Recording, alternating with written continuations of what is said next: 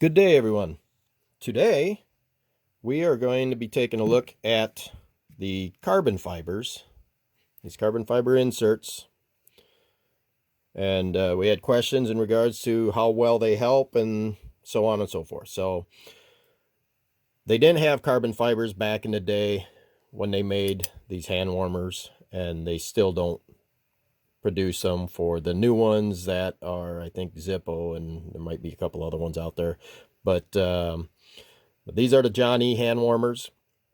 But in any case, over the years, by using them with the burners temperatures, so when they get hot, they can char the top of the packing that's inside the hand warmer. When that happens, it will start preventing the evaporation process from working as efficient as it should be, meaning that you're going to be losing heat. So, and I've seen them so bad that it actually charred them. I mean, it is just charcoal in here, burnt down about halfway down on this upper lip where the cover seats. And when it does that, you're losing the evaporation capability, you're losing fuel capability, because now the fuel has to stay down even further. You want these hand warmers to work as efficient as possible and generate all the heat that you can, so that way it keeps those fumes evaporating up in through the burner element. And so the hotter this stays, the better evaporation you're going to get, because these burners use the fumes. They do not use a wicking process. A lot of people out there think they use a wicking process. They do not use a wicking process to burn. So you want an air gap in between the top here and here, because you don't want your packing material with the moisture of the fuel touching the bottom of your burner. So I've seen over the years people pull this packing up to try and make contact with this. You don't want to do that. That's the worst thing you can do.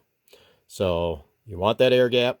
It's going to help prevent the charring, especially with a carbon fiber, and it's going to keep those fumes coming up through the element the way they should be. So, but as anyone knows that have been using this, you most likely have this problem or worse. So we're going to demonstrate here how these function and why. So if you look in here, we have new packing in there, and it might look a little wet because, for the sake of the video, I already fueled it up. You don't need me demonstrating how to put fuel in one of these, obviously. I hope not, anyway. So this one has a wick. So we're going to take this carbon fiber, we're going to put it up on the top here. I'm going to hold it down with my thumb on the one end here. So I got it lined up basically with the wick here, the notch. And I'm going to pull back a little bit with the screwdriver and then tuck it in. So we pull back to give it a little slack.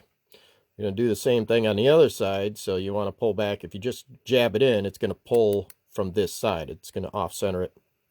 So we're going to pull it back toward the center a little bit to give it some room and some slack.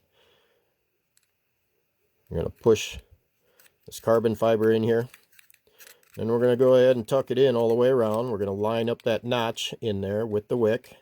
And if you don't have a model, or I should say if you have a model without the wick, then no problems. You just tuck the carbon fiber in there, and you don't have to line it up with a wick. So, and normally you do all this before you put fuel in, but as I said, for the sake of the video, I didn't think I needed to demonstrate putting fuel in, so I did that off camera.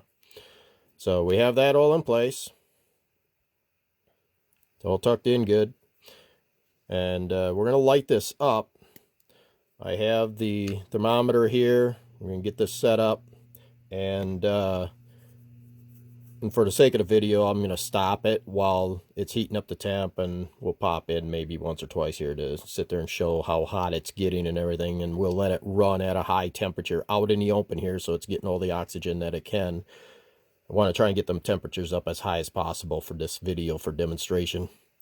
And then once we do enough of that and have it running long enough, we'll go ahead and pull the burner off, let it cool down, pull the carbon fiber out, and we'll take a look at the packing inside there to see if it's still white or if it's getting charred. And so let's go ahead and get this lit up. And as I demonstrated in other videos, since I use a little torch lighter like this, you can use whatever kind of lighter, but I like these. I can focus that flame where I want it, and I like to heat up the body here. So it just helps heat the hand warmer up a lot faster. So I get the process, the evaporating process going faster here, and then I'm going in, and you can see that orange glow. You want to get that nice and hot, and there you can see the wick kicking in. But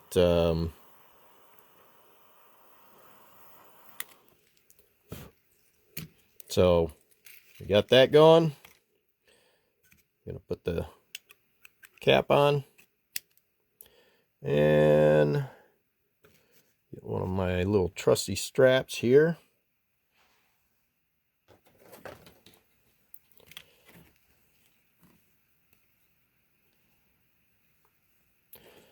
We'll put the wire probe in. Oops.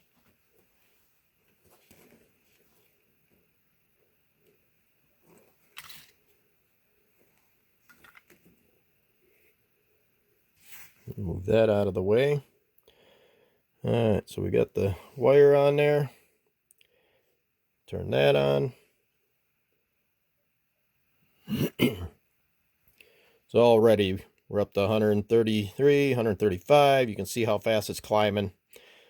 That's why I like heating up the body down there where the cap goes on. It just speeds up the process, for especially if you're going to be going out, you're in a hurry to get out hunting or fishing or whatever you're doing for your outdoor activity.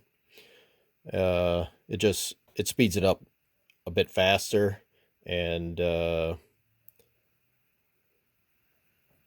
see how good this takes off here. And but climbing pretty fast.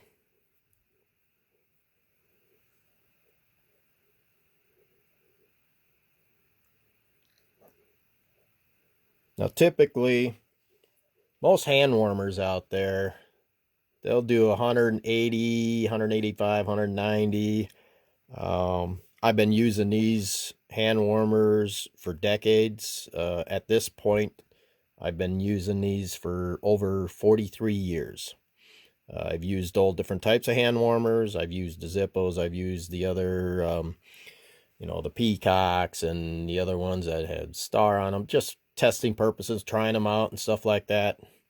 These are by far the most durable. They are nice and solid. You know, the other, I know the Peacock brands and the Zippos and stuff, they are thinner metal, they dent easier. And these, I mean, you can sit on them and it's going to be pretty hard to dent them and stuff. And so I like these. They perform very well as long as you keep them maintained. And so hopefully this video will help another aspect for people to keep getting more and more years of use out of these, and add in some better features to help make that happen. So we're all ready to 195. We play with the burners, we tune them. So there are tricks of the trade to these things. So me personally, I like to try and generate as much heat out of these as possible. But at the same time, you have to be very careful, because when they get that hot, you can get burned. You definitely want to be wearing gloves, and you don't want to leave them unattended or anything like that. And you make sure you put them out before you leave them unattended. So, and the other thing too, I'll reiterate, as I've done in other videos, that you make sure to use proper gloves, eye protection, breathing protection, use some kind of a mask or what. You never know. You know, there is word that some of the early models, like anything out there in life, they used asbestos in pretty much everything back in the, you know, early years, you know, 50s, 60s, 70s, even into the 80s and so forth. But so if you're not disturbing the stuff, I don't think there's much to worry about. But you don't want to be disturbing the stuff unless you got proper protection and stuff like that to make sure you don't have any health issues. So be aware of that. Make sure you wear the proper gloves and breathing and eye protection. So, but we'll see how high this burner goes. Never tried this burner on this unit before, so we'll see what the temps get up to. I'm hoping that we can hit at least 240 degrees and then keep it up at that temperature for at least an hour or so. So that's where I'm not going to run the video the whole time. But just trying to see just how we're doing here for the temp for the time being. But so just in the little bit of a time that I've been rambling here, you know, 224 degrees. So like I said, hopefully we can get to at least 240. That's pretty hot. I've had them up in the 300 mark. Like I said, I'm not sure which one this one, how far this one's going to get up to. So, but we'll see. And if this one doesn't get up hot enough to where I want it, we'll have to get another one and give it another shot. But I want those high temps so we can demonstrate what these carbon fibers can do. So I'm going to pause the video now and we'll be back. I'm back. So first off, I swapped out the burner from the original one that I started with in this video, simply because the original burner that I started with was only getting up to around 226, 227 degrees, which is a very good temperature for these hand warmers. There's no question about it. Anything over 200 is really good, but it was not high enough, or I should say it wasn't getting high enough to where I wanted it to be for the purpose of this video demonstrating the protection that the carbon fibers provide to prevent the charring taking place on the packing inside the hand warmer. So I wanted a higher temperature. As you can see, we're here in the 290, high 293s, 294. It was 294 just a couple seconds ago. So it's been hanging around this area for the past hour or so. So, and it's popping back up, but it might have something to do. It can go up and down depending on me moving around here and the air movement going around the burner area here. So, but yeah, this is very hot, to say the least. And if you have a hand warmer that gets this hot, just use very good precautions. Don't touch it. Don't sit there and say, gee, I wonder if that's hot. Obviously it is. And you want to wear gloves when handling something like that. Don't leave it unattended. Don't lay it on a plastic, vinyl type tablecloth or anything burnable. So anyway, this is at a lot better temperature to give the full scale of these carbon fibers and the job that they're supposed to do. So I will go ahead and pop this top off here. Like I said, this has been holding in this area for a little over an hour or so now. So it's good enough, I think, to go ahead and test it to see if there's any browning or anything going on with the packing underneath that carbon fiber. So we're going to pop this off and turn this off for the time being. I'm going to grab it here with a rag.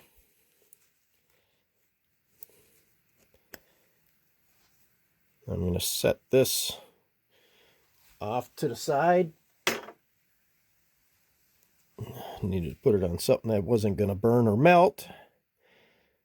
Pull this burner off. Just set it on top of this one for now, maybe.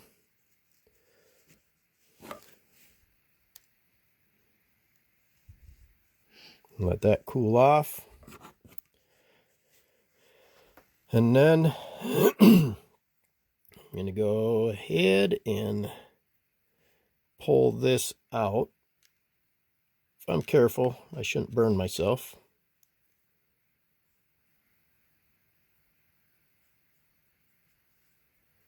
All right, that's out. And there you have it. Try not to drop it here. If you can see in there good enough, should be able to. But it's not brown. Still has that like grayish wet look to it from the fuel being in there. And you can, or I should say I can, smell the fumes coming out of here yet, because it's because of that high temp. It's really evaporating those fumes out. So like I said earlier in the video, you don't want your packing touching the bottom of the burner. You want that air gap in there. And so that's another purpose of the carbon fibers. It holds that packing down away from the burner, and it keeps it from getting charred.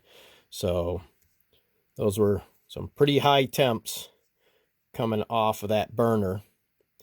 And then that burner is even closer down in underneath here, generating even more heat. And it's not burning that packing.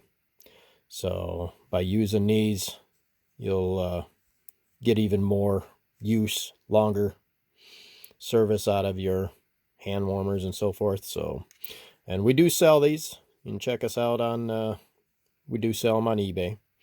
And we have them for the GIs as well. This is the standard model. And so you can check us out. We sell all these different parts. We sell the packing material, the carbon fibers, the wicks. We sell all that. The heating elements for you to replace your element on there. So, because they can get weak over time, or if you drop them and stuff like that, it's going to be knocking the fibers loose, and it's not going to have as much there to be able to react with the burners, or with the fumes rather. So keep that in mind. If you're done using it for the day and you go to take the burner off and you drop it on the floor, well, you're damaging it every time you do that, because it's knocking fibers loose from that burner. So, and I always carry an extra burner filament with me if I'm out in the wilderness. You know, whatever you're doing out there, especially if you're out for a day or a couple days, or if you're out camping, doing whatever, I always carry at least an extra burner filament. But generally I have a whole nother burner unit set up that I carry for a spare with me. It doesn't take up much room. It's lightweight, so you can pretty much put it anywhere, as long as you don't crush it with something heavy. But I carry that with, because you never know when one decides to quit working, or if you drop it or whatnot. So anyway, I hope this helps with some of the questions that came in as to how well these really work. And you know, granted, it's only been a little over an hour that we're running at those high temps, but 294 degrees is pretty high temp, and I'm pretty sure you'd see some charring or some browning at least. But anyway, oh, and I will add the fact that when you go to use, whether it's a standard model or a GI model, make sure you get them filled up according to the instructions. Don't overfill them, but putting like a half an ounce, if you've got a standard model that's been sitting around for more than a couple of weeks or a month, not being used, most of the fuel, if not all of it, is going to be evaporated out. So it's going to be pretty much dry as a bone in there. Putting a half an ounce of fuel in there because you might be going out, you only need it for an hour or two, so you put only half an ounce of fuel in it, it's not going to perform. It is not going to perform. You want to fill it all the way up to what is recommended, which on the standards, generally it's 1 ounce. I personally, because I'm not tipping this over in my pocket or anything, I'm not worrying about fuel pouring out, but I typically put anywhere from 1 ounce to 1.5 ounces in my standard models when I go to use them. Now, you got to take that in stride a little bit, because if you used it, let's say I went out and let's say I had 1.5 ounces in this yesterday, and I only used it for a couple, 3 hours, and took the burner off, shut it down and everything, let it sit, and then now I'm going to go use it again today. You got to keep in mind, there's still some fuel in there. It's not all going to be burned up or evaporated in just that one day. I mean, if you had it running, heating all day long, yes, it's burning the fumes out. It's burning that alcohol or the fuel out of there quicker than what it would be evaporating once it cools down. So keep in mind, you're not going to be able to put as much fuel in there for like the second day then if it's not completely bone dry. So you gotta kind of take those things into consideration when you're using these. The larger ones, the GI models, are also known as the giant models. Those, I think the directions, you'd want to verify that, but I believe off the top of my head that the actual instructions from John E. says 3.5 ounces, I think, on those. So so just keep that in mind when you're using them from day to day. But you want them full. You don't want them to where you're going to tip them up. You know, you don't want to be able to tip it and it's just pouring out. That definitely is not a good thing, and it is a fire hazard in that matter.